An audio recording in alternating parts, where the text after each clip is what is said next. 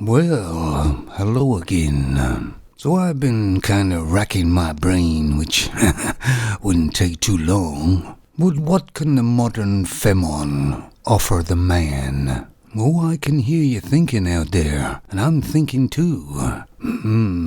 Maybe if he wants a child, perhaps. Well, of course, then he wouldn't be able to see it anyway, or have much of a hand in bringing it up. So that's a bit of a waste of time, too. No, the only thing I can think of course, is sex. And that's about it. Now, we know they make those blockers to stop men being aggressive or masculine, but what they should do is make something so the man doesn't crave sex like young men do. And of course, if they did come out with a pill that a man could take, the femons would be out of business completely. And of course, they're desperately trying to get attention from the men, because everywhere you look, they're taking their clothes off or posing in some seductive way. I mean, years ago it was kind of subtle, but today it's right in your face. Yes, the modern femon certainly doesn't have much class.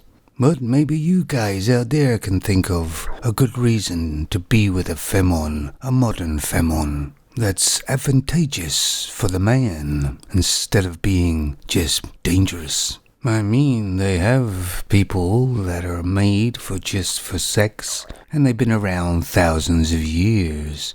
But of course, they've been with many men, but all the modern femons have too now. There's not much difference, is there?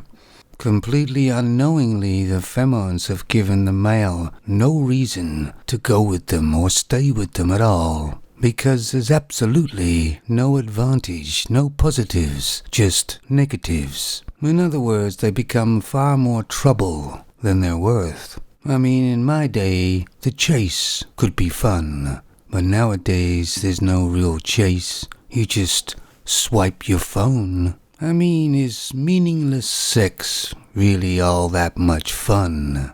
Well, I guess it is at first. But times haven't changed for me, because many years ago, even when the femons weren't nowhere near as bad, I couldn't see any reason for being with one other than sex. Although they did make a change with going out with instead of just with the guys sometimes. When I rarely go downtown here and where I am, I get a bit confused. I can't tell which are the women of the night and which are the normal femons, because they all look the same now. But they all have one thing in common. They all want money. And thinking back on it when I was a young man, we all used to get dressed up and go out looking for a femon with about 3 or 4 of your friends. And as I'm older, you can think back and work in your mind, and every night that was a good night was never with a femon. It was always with the guys. Because sometimes when I did hook up with a femon, it all went kind of pear-shaped. Well, it looks like I need another beer. I've got to go now.